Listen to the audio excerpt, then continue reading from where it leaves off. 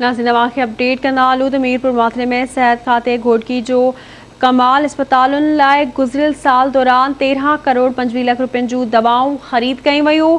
आवाज़ टीवी खे मिलियल अंगनि अखरनि मूजिब ज़िले जे 5 ई अस्पतालुनि जे एमएस में DHO करोड़े रुपया ख़र्च कया।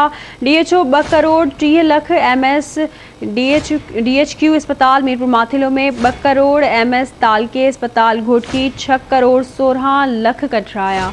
अवां खे अपडेट कंदा हलूं। ब्रेकिंग न्यूज़ आहे त अस्पतालुनि लाइ गुज़िरियल साल दौरान 13 करोड़ 25 लख रुपयनि जूं दवाऊं ख़रीद कयूं वयूं। इन हवाले सां वधीक ॻाल्हि ॿोल कंदासीं मीरपुर माथिले में आवाज़ टीवी जे रिपोर्टर लतीफ़ वसीर खां। जी लतीफ़, कहिड़ा अपडेट्स आहिनि, आगाह कजो।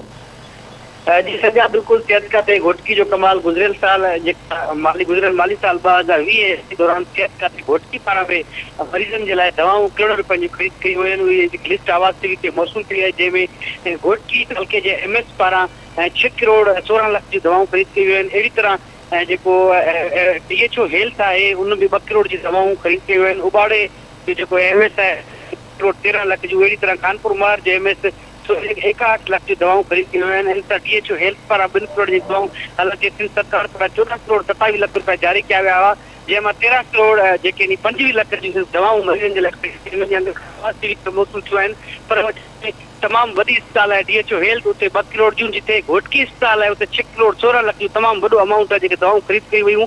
पर यादि रहे त घोटकी ज़िले अंदरि जेके मरीज़ साम्हूं कंदा रहनि था, रेफर सेंटर बणियल आहिनि, जिते मरीज़नि जी सिर्फ़ इलाज जे लाइ तक़रीबन 13 करोड़ खां मथे जेके दवाऊं ख़रीद कयूं वयूं आहिनि। उन सॼे मामले खां पोइ घोटकी ज़िले जे सिविल सोसाइटी उन्हनि पारां मुतालबो कयो सॼे मामले जी आला सतह जी जांच कराई वञे कि जेके ज़िले अंदरि मीरपुर, डेरकी, उबाड़ो, खान दवाउनि जी मरीज़नि जे लाइ करोड़ रुपयनि दवाऊं ख़रीद कयूं वयूं।